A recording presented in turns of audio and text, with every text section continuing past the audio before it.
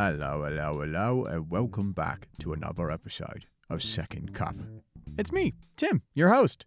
Today's episode is one of my great friends, Ian Saunders. We are both Texas State Bobcat alum from the musical theater program. He is a beer expert and a professional dancer. He also had an adorable surprise for me that I did not expect at the very beginning of this episode. So, Ian, thank you again, and I hope everybody is anxiously awaiting to see what it is. Before we dive in, if you've been listening to the show and enjoying it, I'd like to invite you to show support for us in any of the following ways. First is by sharing episode links on social media and tagging @TimHellerCreative. Second is by rating, leaving reviews, and subscribing in Spotify, Apple Podcasts, or wherever you're listening and watching. Third is subscribing, liking, and commenting on YouTube, Tim Heller Creative.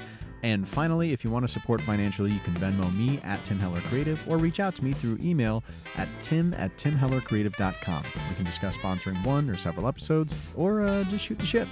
Any and all of these actions truly mean a lot, and any of the financial support goes directly back into the show in two major ways. First is by sending some gifts to my guests, and second is it's going to help me hire some more folks to help me manage all the content to properly promote them all. Now, top off your beverage, get comfy, and enjoy this episode of Second Cup with Ian Saunders. Good morning, Ian Saunders. Good morning. How are you? I am good. How about you, man?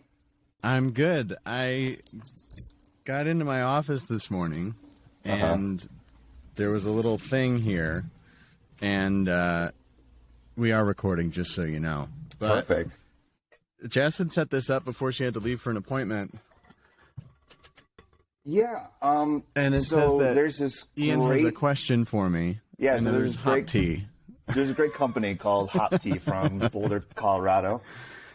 And I just want to start the morning by asking you if you wanted to be one of my groomsmen for the wedding. What? Really? Yeah, really. Oh my God. Yes, man. Hell yeah. Oh my gosh. Yeah, absolutely. I'm down. Thanks, brother.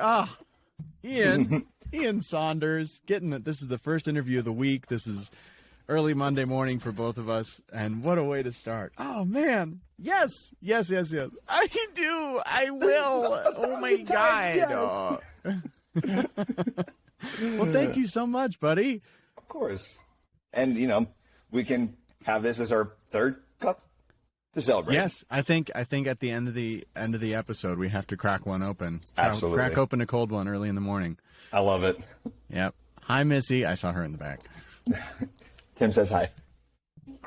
She goes hi. Well, Ian Saunders, wow, okay. Throw me off my game here. Shit.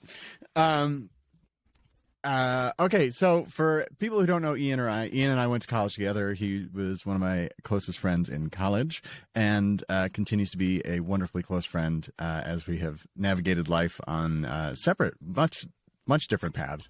But Ian, for the listeners who don't know you, I'd love to hear you just give a quick intro of who you are, where you're from, where you're at now, and what you're doing. Hello, my name is Ian Saunders. So I was originally born and raised in Michigan, and then I went to college at Texas State University with Tim, graduated 2014, go Bobcats. Before college, though, I grew up as a dancer. Danced basically almost all my life, kind of trained like I was going to the pros, like a professional athlete, basically 4 or 5 days a week. And pole dancing specifically, right? Yeah, full dancing, jazz, ballet, tap. Oh, pole dancing. I said pole dancing. Yes, full dancing. Yes, full dancing. I just did the half dancing. Yeah, just half dance. Just the fingers. But yeah, jazz, tap, ballet, did some modern, a lot of partnering as well, because we had a lot of guys at our dance studio, which is very rare. So we did a lot of partnering as well, which was great for going into my career early. Musical theater as well. Got really exposed to Fosse really early on. And then even more so when we went to college, when it's like, Cassie Abate, she really dove into different styles of dance. And then after college, I went to New York, but did a lot of regional musicals as well. And then I did the touring first national Broadway touring company of Bullets Over Broadway, which we toured around the country for about 6 months, and then did some more regional gigs, and then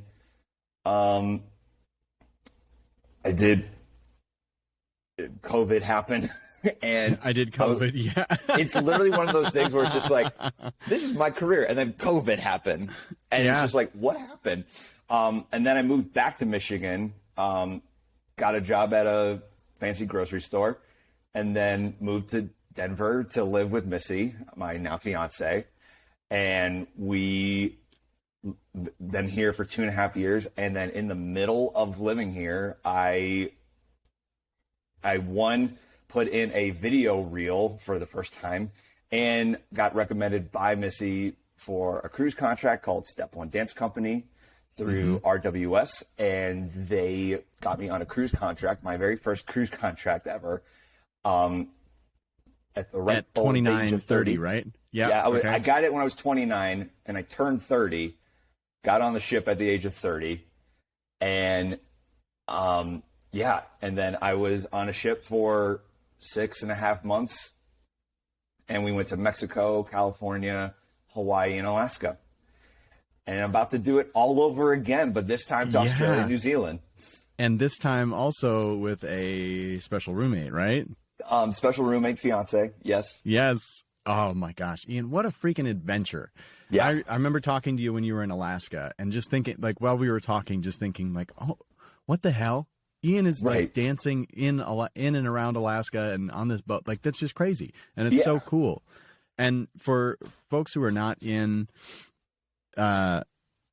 entertainment business, show business, that whole industry, like, can you kind of, I mean, cruise ships are typically something that you see that, like, for dancers at least, that's kind of like one of the, it's an earlier gig, right? Am I wrong on that? Like, it's something you can go typically because it is just like, it's a very specific way of living and working. It's considered more of like a young man's game or a young woman's game. And it's just like, young man's game in the sense that, like, from when I started. So when I started doing regional gigs, I knew a lot of people did cruise ships, and it was a way, and this is just how you know it's so generational for us. It was like a way to pay off student debt because it's good money early on, especially depending on if you're a singer, dancer track, depending on the cruise ship. And then you get all you your have meals all for your free. Expenses. Yeah. Sorry, you go ahead. You're okay. You're okay. So you get all your meals for free essentially, and then you don't pay for boarding. And if you're living in New York, you just get your room subletted, so you don't have to pay rent. And I mean, even if you hadn't moved to New York, you're pretty much living rent free. And then you are, it's almost a tour on a ship, but you're staying in one place. So it's easier in that sense, but it is like, you have to be almost like ready for anything because you're just like, I'm just going to go for it. In that sense. And I mean, I turned down a cruise contract that was offered. It was either offered or it was like offered to audition, and I turned it down to do Guys and Dolls at the Goodspeed instead, because I wanted to do that show. But it's one of those things where it's like, I never thought I would be doing it at this age, and yet I think it was at the right time of my career. Yeah. And how did you and Missy navigate that too? Because Jess and I have talked about this a lot. Is like early on when we got to New York, and really honestly before we got to New York, we had talked about, okay, we're going to book different gigs, and we're probably going to have to go in separate directions across the country from each other for at least some period of time. And we were fortunate enough to not really have to navigate that too much, and we booked some stuff together, and which was a huge gift. But it's, on that tour that we were on overseas, a lot of people booked it without their partner. And like, that is, I can't even imagine how difficult that would be. And like, some partners wouldn't even be able to come out and visit because we were so far away. So with a cruise that you did like that, how did you and Missy navigate that? And what would you suggest to people who have to navigate that, or like what worked for y'all? Well, so thankfully technology is amazing. And it's gone leaps and bounds from when people had no cell phones or no Wi-Fi on the ship. But now we get really great Wi-Fi essentially on the ship. So we were able to use that to the best of our ability. But also, it was great because for the most part, when we started, we were porting in San Diego. So, Wi-Fi and calling wasn't too difficult. And then when we were in Alaska, it was pretty much just I could call, no problem. But yeah, there would be days where I would be on the ship and I'm trying to message her on WhatsApp, which is a great messaging because you can be anywhere in the country and you can use your phone number and message anyone. But we'd be in the middle of the ocean and I'm like, how are you doing? And it wouldn't be sending. And it's like, there are just rough spots where it's like, you don't hear from each other for a while. And I had to navigate that actually because she did this contract prior. So she actually had done this contract before me, much shorter. And it was a little bit easier to navigate because then I went on the ship right before COVID. So we got on the ship together. And she was able to come on because we just planned it out perfectly that she could come on for a certain cruise. Mm-hmm. But that was it. Like, thankfully, technology has helped so much, and just constant communication. And it's like that's just the nature of the game for me. I'm just like I'm willing to just be making sure everything's okay and just full communication. Yeah, that is one thing about Ian Saunders. It is full commitment with whatever you're doing, which is an appreciated quality in a friend, and I'm sure as a lover. So I'd love to talk about the transition through COVID, just because I feel like every artist and every performer and everybody, really everyone experienced this massive shift, and it changed things for everybody, whether that was solidifying that what they were doing was what they wanted to be doing. And so when everything started coming back, at least in the entertainment industry, they doubled down and they were like, I am here and I am here for the long haul. Or it was, I'm here for it, but in just a different way. Or I'm done, at least for now, or I'm done. And this has given me permission to leave. What was your trajectory? What was your mental journey through navigating that and going back home to Michigan and then deciding to move to Denver? And what were some things along the way that you found joy in and that helped you through that? Man, that was a lot. I'm really trying to be a better interviewer and trying to ask smaller questions first. So let's start with, what was your thought process when everything shut down, and how did you make the decision that you wanted to go home? So, actually, it wasn't really like I've decided this. It was, so we were on Missy's ship for her contract, and we were like, we don't know what to do. And thankfully, my sister was living in Orlando because her ship was docking in Fort Lauderdale.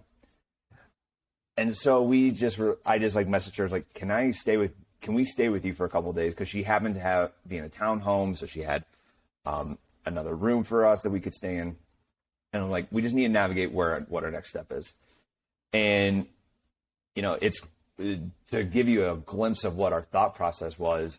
We were on the ship gym when the news broke that everything was shutting down. And that was around St. Patrick's Day. What a terrifying place to be. Right. Well, and it's like, as you're working out and you're just seeing New York shutting down, like that's where our home was, and seeing where we wanted to go back to shut down, we were like, oh, we can't go back then. Mm-hmm. And so we didn't know whether to go to Denver or go to Michigan because we didn't want to go back to New York to regroup. And so we went to Michigan to stay with my folks just to regroup and figure out what's next. And then just 2 weeks went by and nothing changed. Mm-hmm. And Missy hadn't seen her family, so she was like, I need to go home. And that was after, I want to say 2 months or something, or a month and a half. And she was like, I need to go home and see my family. And I was like, absolutely, go home. We'll reconnect again. And then she had the idea, well, nothing's changing. why don't we move in together in Denver? And I was like, I need to change of space. I love my family. I was ready to like now live with Missy. And it was kind of like one of those things where it's like, I wasn't afraid to move in, but it was because it was pushed in front of me. I was like, okay, this is the only choice. And I was working at Whole Foods, and then she got a job at Whole Foods, and then I was able to transfer to the Whole Foods she was working at. Nice. And we were able to work together there. Yeah. A little bit. How did you guys like working together in the same place? Jess and I have been able to do that a lot, and I love it. But every time we would do that, people are like, "Oh my God, is it okay that you're working together? Like, don't you get sick of each other?" And I'm like, loved it. She's my best friend. So yeah, well, yeah, right. And I mean, it's like one of those things where it's just like, I mean, it was weird. We were in the same department, and I barely saw her. And when I did, I like made sure to like take 5 minutes to see her. It was so funny that way. But it was actually kind of great because I got many inspirations, and I would like go up to her and tell her like what I'm thinking. And she was just like, I love how happy you're. And she'd say, Ian, just go back to work. We can't talk right now. Ian, I'm scanning this rotisserie chicken. Can you... Literally talking to a customer right now. Ian? But it was honestly, as short as it was, it gave me the insight that I was like, we could do any job together. Like, and I mean, I even offered to like, when she got into fitness, like with Orange Theory and these other gyms, I was like, well, if you want me to front desk, I would love to do that. And she was like, up for that too.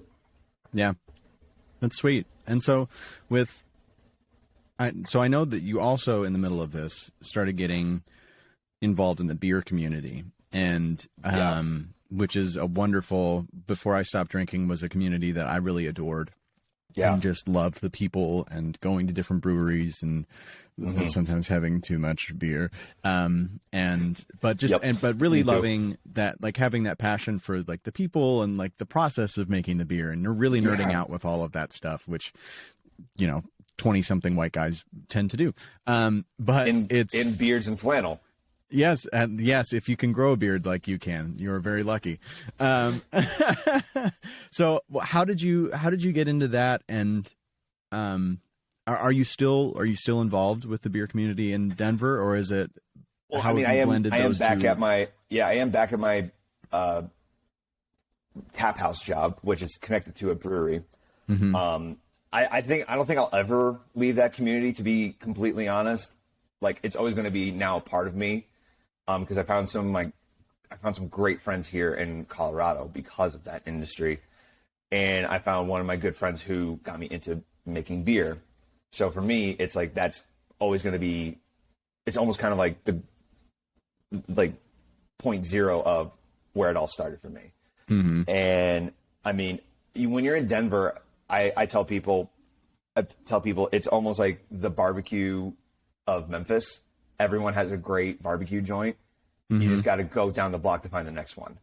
And there's always ones coming up. Denver's that way with beer. And then you can go to any grocery store. They're going to have a section for craft beer, but they're going to have a section for Colorado craft beer. And it is huge.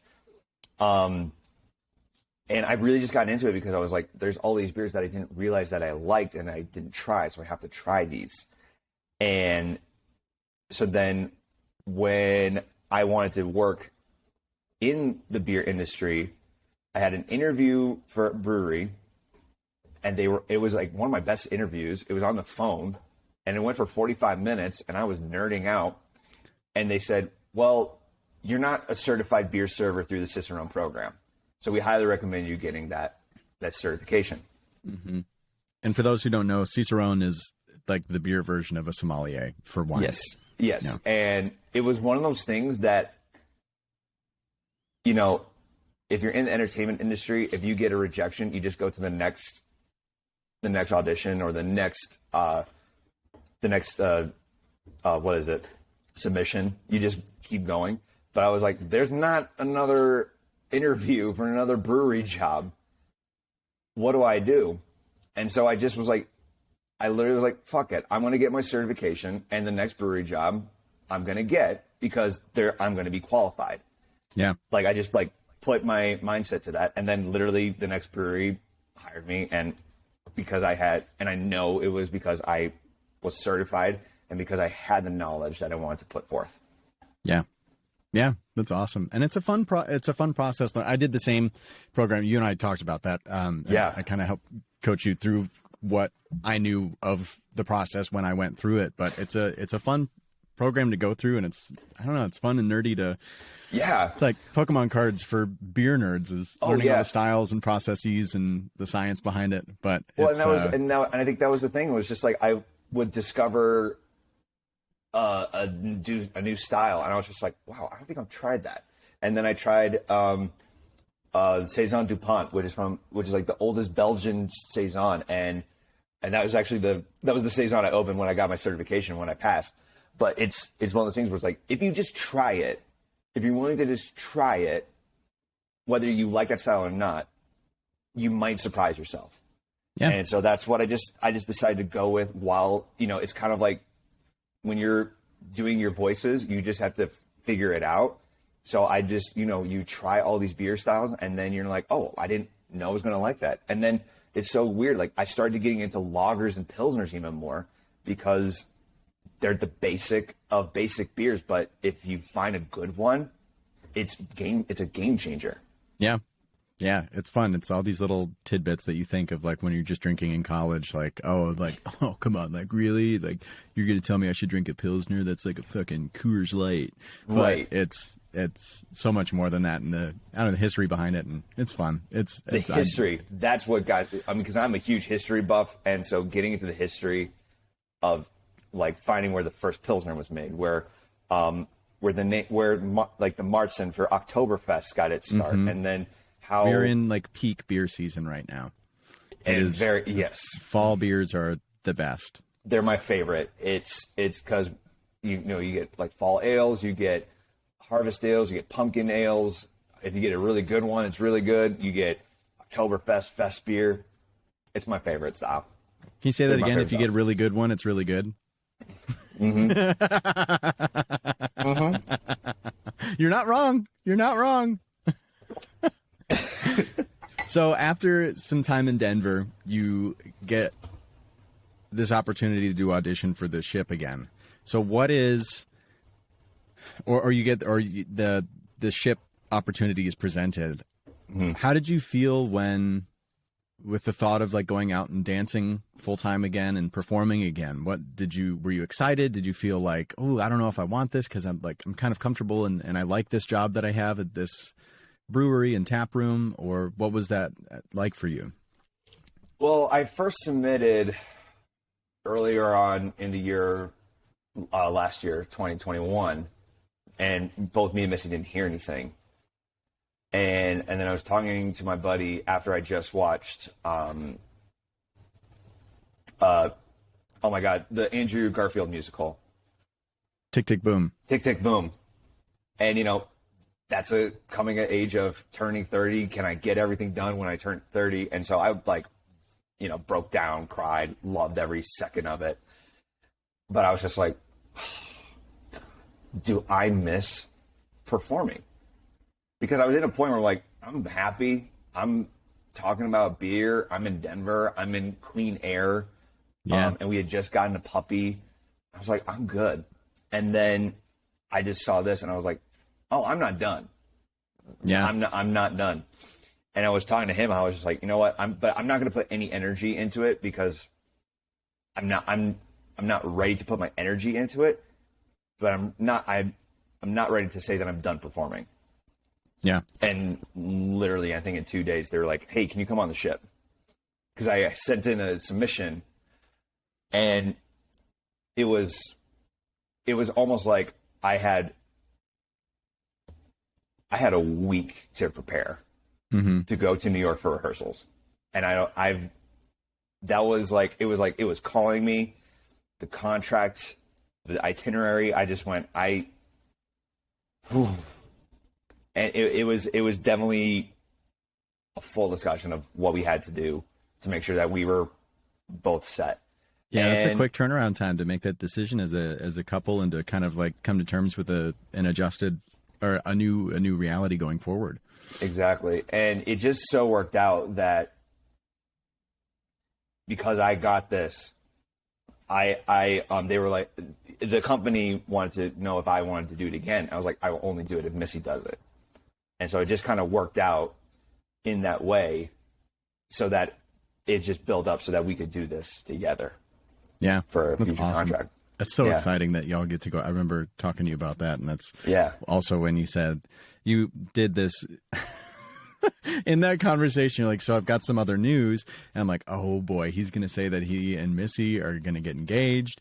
And then you're like, we are going out on the same contract. And I was like, oh, Ian, that's awesome, man. Congratulations. It's so freaking sweet. And you're like, oh, and I'm also going to propose. I'm like, you asshole.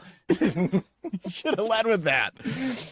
I got to steer you to build it up. Yeah, you got me. I didn't see it coming, but yeah. So something that came up in a previous interview last week or conversation with another guest is rejection. And I would love to hear it. So it's around rejection and also kind of a moment, if you had one, where you thought, okay, I might be done doing this. I might be done performing and pursuing this because this is getting to a point where like I'm not feeling like it's healthy for me, and I kind of want to say fuck it, I'm done. Have you had any moments like that? And if so, what was that like? And how did you what got you to that moment, and what got you through that moment? So right before COVID, I don't want to say I was in a downward trajectory, but the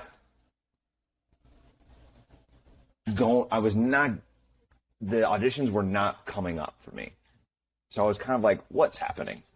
And so I didn't really know what was happening. And, it was like audition season when it happened, it was like February and March. So it was like preparing for all the great regional contracts for summer, holidays, all those. And I just was like, I don't know where this is going. And I have to say, thankfully, because of COVID, because nothing was happening, I kind of felt a little at ease. I'm like, okay, if no one else is worrying about it, I'm not going to worry about it. So I didn't. It wasn't until that New York started opening up, theaters started opening up, tours were going back on the road, that I was just like, should I get back into this? I don't know.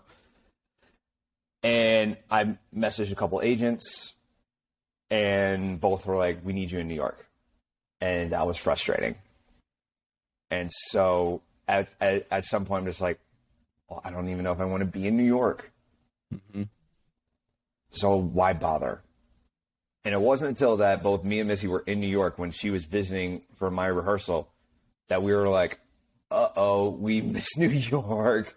We love being on the subway at like 10:30 at night and then waking up to the hustle bustle of Astoria. Like it was just like, yep, we're ready to go back. And so it just was, so it was kind of, it just like, it came in waves, different, and just like, it would just plateau where it's like, nope, I'm done. And then just like hit you full in the face. You're not done. Yeah. So do you feel like now with so many people not living in New York anymore, Jess and I are finding that like, or, she's kind of taken a step back from auditioning for things for a while. And I'm finding my foothold in the industry that I'm working in here in Austin. Do you feel like for people who are thinking about not living in New York, that it's still possible and sustainable to live elsewhere and do certain things? I mean, obviously there's some things that you have to be in New York for like open calls and stuff like that. But do you feel like Denver's the long-term place for y'all and that you're going to make it work? I unpopular opinion, it is one of those things where it's just like, yes, a lot more auditions are video submissions and you only have to do final callbacks in the city. But unpopular opinion, I still believe that like if you want to do theater and like on the East Coast and regional theater, they're going to want you in New York from what I'm gathering. And then if you want to do commercials and TV, it's better to be in LA. However, you know, like I remember the Oregon Shakespeare Theater, like so many people can make careers just living in Oregon and doing great theater. Denver has some great theater here as well. It's not as there aren't as many opportunities where you can dilute how many times you can go in for an audition and feel like, because I love auditioning. I actually really love auditioning, that if I don't get called back, I'm kind of like, well, I got another one tomorrow, or I got another one next week that I'm looking forward to. Yeah. And Man, that what a doesn't great really... place to be in, to just like leave it. That's awesome. Exactly. Yeah. And so it's like that, I can handle rejection when it's, you know, constant.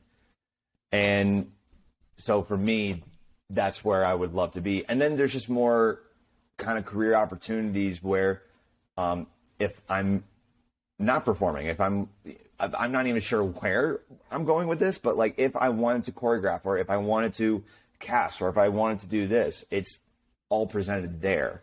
Yeah. So, but I think it does depend on the career you decide. I mean, voiceover, it's just proven that you can do it anywhere. Yep. And that's so amazing that you have that opportunity to do that. And I think if you can navigate it, you can figure it out. I just think for me, and I love New York City, as even stepping in trash in the middle of the night, I'm just like, I fucking love it here. I can't imagine myself anywhere else. And just, you know, being on the East Coast, like I kind of love the East Coast more than anywhere in the world. It's a different energy, and it's something that I didn't realize how much I loved being in New York until we decided to leave. And has nothing to do with Austin, and we have a beautiful life here and I love it. But there are times where I'm like, oh man, I miss New York. And we're finally going back at the end of this month for just like a hot second to go, like, just get away and actually have like real fall and see one of my friends from high school is in a Broadway show, so we're gonna go see him in that, and no so big deal. It'll be good. But so Denver's not the long haul. Can I ask what the plans are, if you have any, or what the ideas are? The only plans that we have is literally just, we know we're going to go to New York. That's what we want to do. Yeah. Otherwise, it's kind of open-ended, but we just, because she had to go to New York for rehearsal, and she just loves being in New York again as well. And it's easier in New York to also find, like, she found a bagel place that she just fell in love with in Astoria. And she was just like, oh my gosh, I love this bagel place. I go every morning. I go every Sunday. I get a coffee. Which bagel place? What was the bagel place, Missy? It's literally called Toasted Bagels. Amazing. In Astoria. And I went there, and when I visited, and she took me there, and then she was like, I cannot wait till we do this every morning. Yeah. And you can't, I don't say you can't do that anywhere else. It's easier in New York. Like, yeah, it's different. It's just different. Like, my favorite beer bar is in New York. Our favorite restaurant is in New York. And just moments of, like, I remember when I was here for that, and it's like, because it's all there. Yeah, why not? It's just so much more special for me. Yeah, that's awesome. Oh, yeah. I'm so excited for you guys on so many fronts. For the wedding, for moving, or for the gig that you guys have coming up, and then whatever else is to come. It's a very exciting time, and I'm proud of you for the way that you've navigated things and steps you're taking in your life. It's exciting. Thank you. Before we wrap up, I do have some quick fire questions for you. Let's crack one open. I got the Citra one. I think. What did she get me? I got the green tea one, and what did she? The other one. Ooh, the black tea one. That's also a tasty one. I've had that one before. That's the hoppy one, right? I think so. Yeah. There. Salud. Cheers, Ian. Salud. Thank you so much again for asking me to be a groomsman. I'm excited. I can't wait, man. Ooh, yes, sir. Okay. Quick fire questions. 1 to 2 word answers, whatever comes to your mind first. Okay. What's a nickname that you were called as a child? Ian. I never got. I never. Did you never have a nickname? I really didn't have a nickname. And if I did, it was because people made fun of me. Otherwise, I really had no actual nickname. Great. Okay. Who inspires you right now? Missy, 100%. She, I know you're supposed to be 2 words, but if you watch her in the gym, you will not stop. Great. What is some content that you can't stop consuming right now? Could be a book, TV show, movie. I have to do 2. Just started season 2 of Flight Attendant on HBO Max. Fun. Love that show. So good.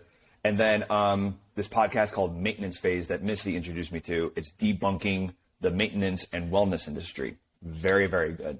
Oh, I like that. Okay, highly recommend that on the list. Yeah. Last question. You can only have pizza one more time. Where from and what's on it?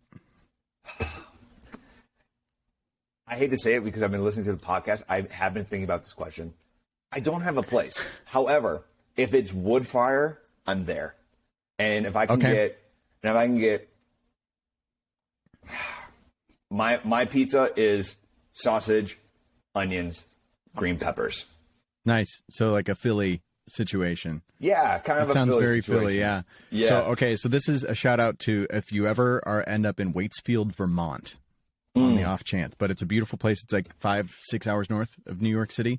Okay. And there's a pizza place in an old barn. I can't remember the name of it, but we've gone there with some family friends, and it is an incredible wood-fired pizza place. Waitsfield, Vermont. If anybody's listening and knows the name of this place, comment on Instagram or in one of the reviews and go, because that's your homework for when you move back east. Yes. We'll make a trip up there. Hell yeah.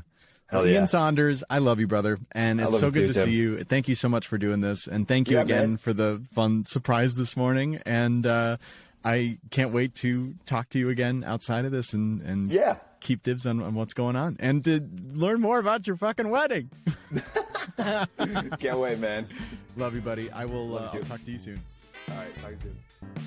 Thank you all very kindly for listening to this episode of Second Cup with my good friend Ian Saunders. To keep tabs on where Ian is and what he is drinking around the world, follow him on social everywhere at Ian's Beer Journey.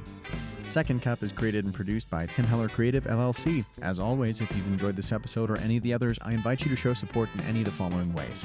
First is by sharing episode links on social media and tagging at Tim Heller Creative. Second is by rating and leaving reviews on Spotify, Apple Podcasts, or wherever you're listening and watching. Third is subscribing, liking, and commenting on YouTube, Tim Heller Creative. And finally, if you want to support financially, you can Venmo me at Tim Heller Creative or reach out to me via email to tim@timhellercreative.com to discuss sponsoring one or several episodes. Again, all funds will be used directly to improve the show and provide the best experience for guests and listeners alike. Tune in next time for another incredible conversation and hopefully to learn something new from a really cool person. Bye!